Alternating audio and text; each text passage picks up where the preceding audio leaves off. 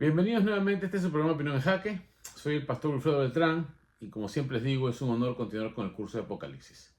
Hoy vamos a enfocarnos en los destinatarios, a quién se dirige la carta. Y habiendo asentado las bases de que la carta fue redactada durante la segunda persecución imperial de Domiciano entre los años 95 y 96, tendríamos que considerar que al grupo humano al que se le dirige son cristianos de segunda o tercera generación. ¿Por qué? Si tomamos en cuenta la ciudad de Éfeso, que se menciona en el inicio de las cartas a las congregaciones cristianas de la zona, consideramos que es una iglesia fundada por el apóstol Pablo. Y bajo ese criterio, él lo hace durante de su segundo viaje misionero, ¿no? Entre los años 50, entre los años 50 y 56, ¿no? Es el segundo viaje misionero de Pablo, o a finales del segundo, y también inicio del tercero, porque regresa a Éfeso en el capítulo 19 y hay un gran avivamiento. Bueno, ese es el fondo histórico de esta iglesia, ese recuento histórico que podemos hacer, porque luego Pablo encomienda esa iglesia a Timoteo, ¿no?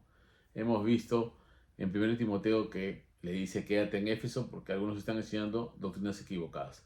Entonces aquí ya hay una larga historia, ¿no?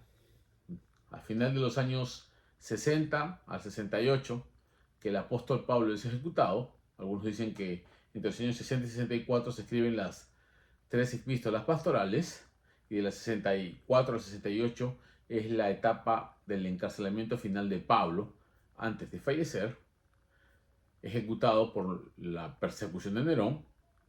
Tenemos entonces un panorama amplio de aproximadamente 35 años hasta la redacción de Apocalipsis.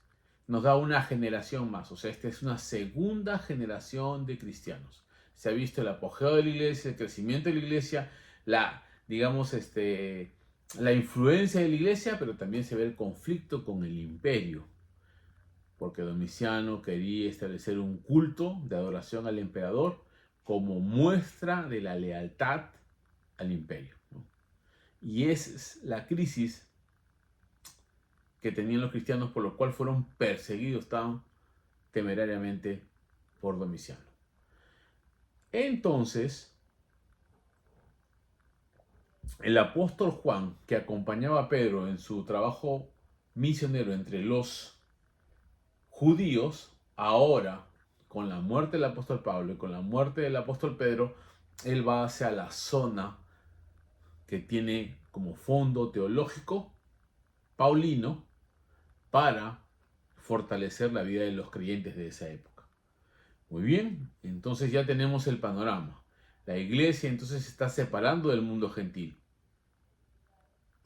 La iglesia se está separando del mundo judío y está extendiéndose considerablemente en el mundo gentil. Está creciendo en esa zona. Algunos plantean de que la mayoría de iglesias que se mencionan, como Pérgamo, Tiatira, Sardis, Esmirna, que se mencionan así de manera tangencial en el viaje misionero de Pablo, como la mujer de Tiatira, ¿no es cierto?, que se convierte en la evangelización de Pablo, digamos, en la que vendía púrpura, ¿no?, que dice el libro de Hechos. Entonces son menciones de personas nada más, pero luego se ven iglesias ya establecidas en esa zona. Quiere decir que el trabajo misionero desde Éfeso fue intenso, ¿no?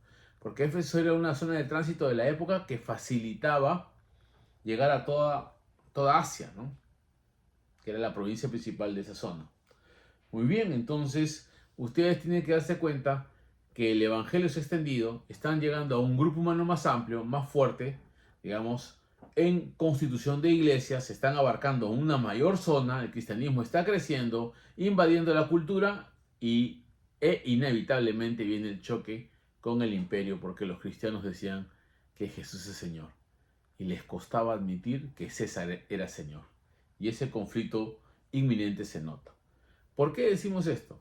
Porque el apóstol Juan ahora va a dirigirse a un grupo humano que ya tiene un conocimiento bíblico estable, ¿no? El capítulo 2, cuando se habla de Éfeso, indica de que ustedes han tenido un arduo trabajo, las más de 30 iglesias que se levantan en la zona, ¿ya?, que no se mencionan en el libro de Apocalipsis. Por ejemplo, Colosas no se menciona, ¿no? Que es una iglesia que no fundó el apóstol Pablo. Y es interesante, yo les puedo, digamos, citar un pequeño fragmento para que noten de que en la misma carta nos da el indicio de que el apóstol no la fundó, ¿no? En el capítulo 2, verso 1 dice, porque quiero que sepáis cuán grande lucha sostengo por vosotros y por los que están en la Odisea, menciona la iglesia, y por todos los que nunca han visto mi rostro. O sea, la iglesia de Colosas, la iglesia de Colosas no fue fundada por Pablo, pero ya existía en esa época. Era producto del trabajo misionero de la iglesia de Éfeso y de otras iglesias que habían sido impactadas por el evangelio, y por eso se les dice tu arduo trabajo a la iglesia de Éfeso, y que reconoces a los que dicen ser apóstoles y no lo son. Aquí hay una labor, un reconocimiento a la labor evangelística que tiene la iglesia de Éfeso y a la autoridad doctrinal que manejan para reconocer quiénes son apóstoles y quiénes no. Por eso es importante que sepamos el grupo humano al cual le está hablando Juan. Entonces es un grupo humano evangelizado ya o de raíces teológicas paulinas, que conocen entonces los temas sobre la segunda venida, que manejan sus cartas, ¿ya? Que manejan sus cartas, porque ya estaba circulando, ¿no? Si ustedes leen la carta de, bueno, les acabo de citar, ¿no es cierto? La carta de Colosenses, dice algo interesante, ¿no? Al final, que lean esta carta en Colosas y ustedes lean la carta de la Odisea, ¿no? Interesante lo que dice, les recomiendo. O sea, ya las cartas estaban circulando en esa zona, ¿no? Había un intercambio de las cartas paulinas. Por eso que ahora tenemos que considerar la teología paulina y el conocimiento esparcido por Pablo desde su teología y la memoria que guardan los creyentes de esa verdad cuando el apóstol Juan les envía este mensaje. Por eso decimos que la tradición oral jamás va a contradecir la escritura, ¿no? Más bien la revelación que trae Juan fresquita solo va a enriquecer lo que ya se ha dicho, ¿no? Porque tenemos en mente lo que hemos enseñado anteriormente en la comparación de las cartas que han quedado de los apóstoles, ¿no? En el método comparativo hemos visto que tienen una misma fuente tanto Juan, Pedro como Pablo. Por consiguiente, sus escritos, aunque son diferentes en forma de redacción y de lenguaje, tienen un pensamiento homogéneo, porque detrás de todo, Jesucristo es el que imparte la revelación. Con esto quiero decirles, hermanos, que es importante que tengamos en mente que tanto Juan como Pablo van a seguir el formato de Mateo. ¿Cuál es el formato? Las señales previas a la segunda venida. La segunda van a describir la segunda venida en sí con sus 5 escenas y finalmente el juicio final. Así que les dejo esto porque ahora vamos a leer juntamente el libro de Apocalipsis y vamos a reflexionar en qué dice.